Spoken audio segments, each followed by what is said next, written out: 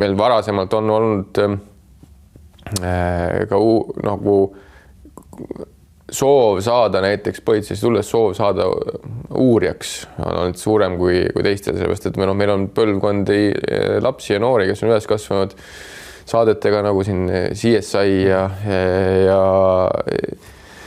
ja teised erinevad kriminaalseriaalid on ju, kus näidatakse ka võib-olla uurijate sellist nagu glamuurset või seda töö glamuurset poolt on ju, ja siis sa sellest tulenevalt võib-olla tahadki näiteks saada rohkem uurijaks, on ju, aga see võib ka lõppeda sellega, et sa tuled tööle ja siis saad aru, et ühes küljes seal võib-olla on glamuurne pool, on ju, aga seda glamuurset poolt on nii palju vähem, et see reaalsus võib olla see, et sinu tööpäev on, sul on 47 erinevat väärteo toimikut laua peal ja pead lihtsalt järjest tuimalt neid materjale lõpetama. Tugevat riiki on raske rünnata.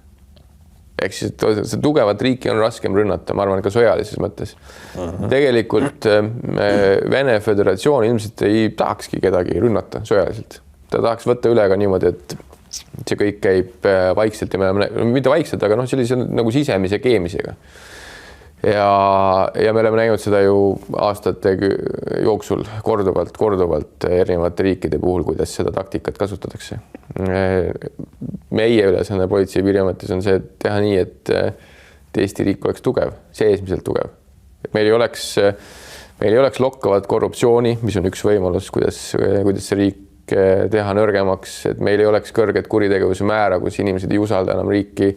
Kõik see osa on tegelikult laiapindne riigikaitse.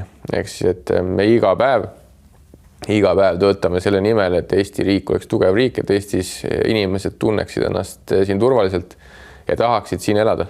Täna Ukraina politseiga rääkides nad ütlevad, et täna nad on sellises olukorras, kus Ukraina politsei eriüksused või nii-öelda kiirreageerimas üksused käivad regulaarselt ka 3-kuuliste tsüklitena rindel. Aga nad ütlevad, et erinevalt näiteks sõjaväelastest, et kui sa saad rindelt nagu tagasi, siis nendel on niisugused loetud arv puhkepäevi on ju, ja siis nad lähevad uuesti rindele näiteks Kiievi tänavatel on ju.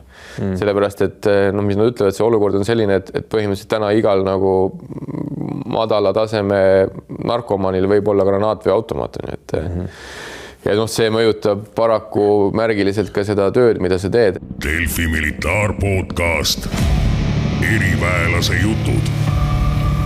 Ainuke lihtne päev oli eile. Iga päev algab nullist.